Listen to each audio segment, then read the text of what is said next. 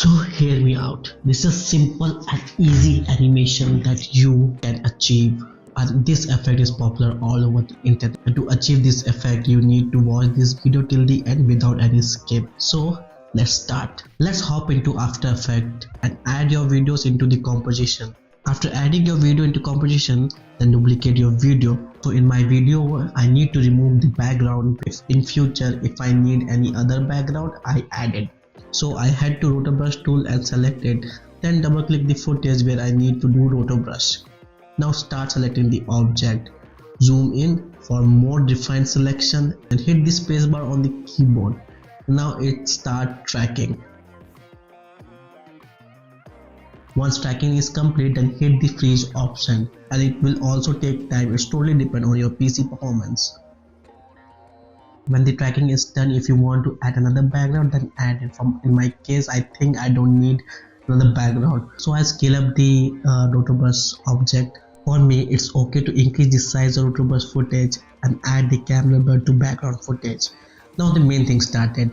Selecting the main footage and go to the tracker here and click on the track motion. Before tracking something, you need to create a null object. So right click on the timeline and create null object. Why we need null layer? So we can refer that tracking to the null layer. Then check the all three options, then adjust the tracker, one here and another here. After adjusting your tracker, then track the phone. It will take some time. Meanwhile, if this video give value to you, then hit the like button, subscribe and share to your friends so you can learn that. After tracking is complete, then go to the edit target option, select the null layer and hit OK. Then OK. As you can see, it is now referred to the null. So now we need to add some video which I recorded in my mobile. Creating a 9:16 composition and add the recorded video into the composition. Adjust the size and duration of the composition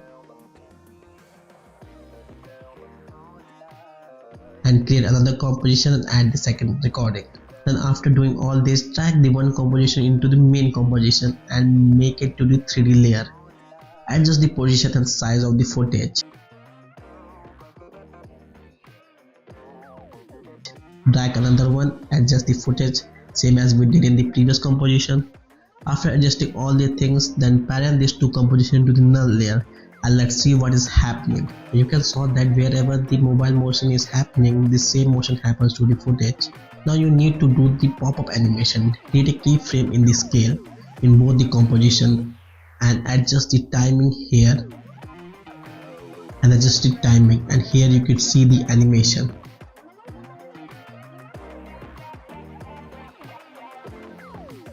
And that's all.